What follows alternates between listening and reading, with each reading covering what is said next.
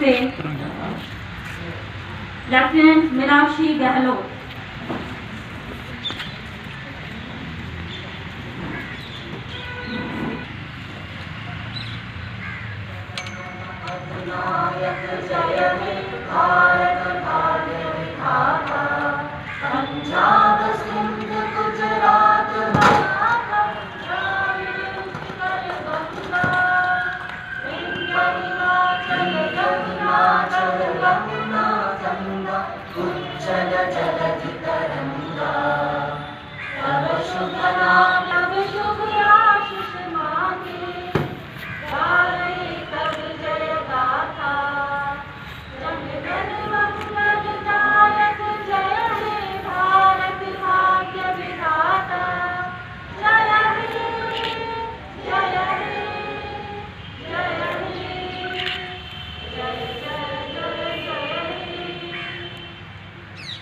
स्वतंत्रता दिवस पर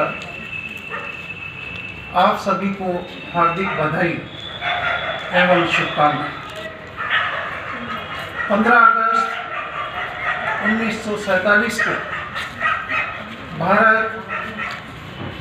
एक लंबे संघर्ष के बाद आजाद हुआ।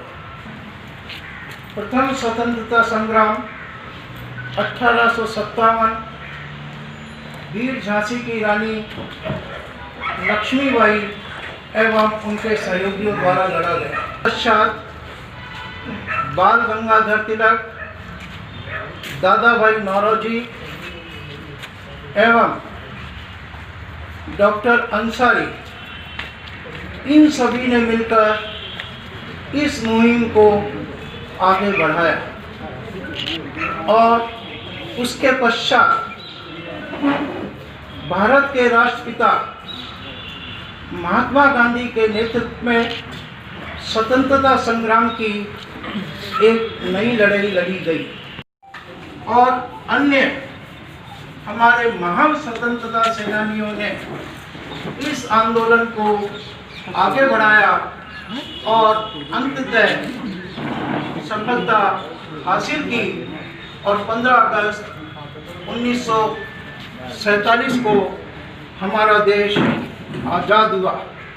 की जिसमें शिक्षा हो, सभी को बराबरी का दर्जा हो, भारत एक विकसित राष्ट्र की श्रेणी में सम्मिलित हो और लोकतंत्र की उन्होंने जो नींव रखी वह अखंड नींव इस भारतवर्ष में चलती रहे और यह नींव हमें हमारे चुनावों में लोकतंत्र की जो आस्था है, हम लोगों की सभी की जो आस्था है वह हमें निरंतर देखने को मिलती। महात्मा गांधी का एक परम आदर्श वाक्य था और उन्होंने जो स्वतंत्रता दिलाई वह अहिंसा के माध्यम से ही दिलाई।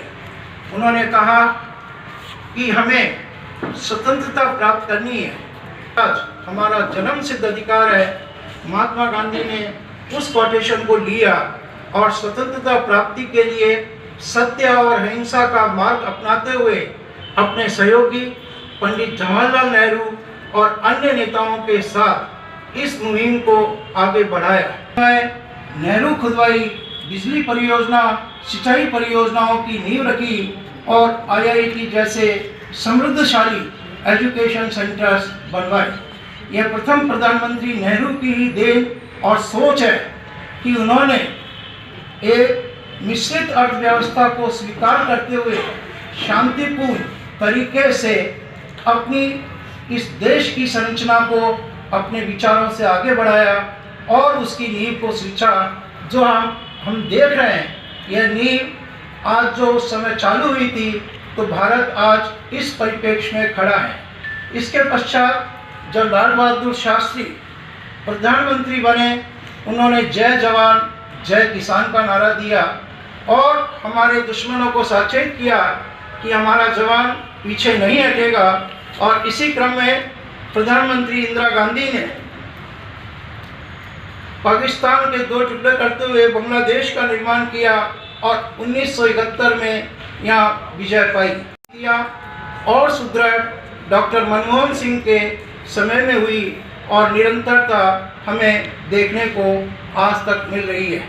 वर्तमान में जैसा कि कल राष्ट्रपति महोदय ने भी कहा है कि कुछ बाहरी ताकतें अभी सर उठा रही है।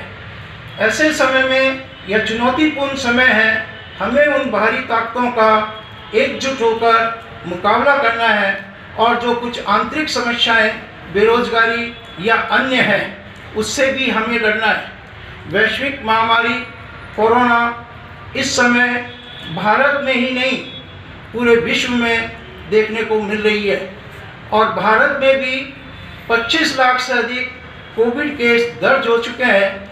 तो हमें सजग रहना है, सचेत रहना है, स्वस्थ रहना है और इस महामारी से हमें लड़ना है और हमें हमारे से जो नीचे हैं या हमारे साथ हैं उनकी इस बीमारी से लड़ने में सहायता करनी है। तो हमें इस अवसर पर यही कहना है कि ये देशभक्ति जो हमें हमारे क्रांतिकारियों स्वतंत्र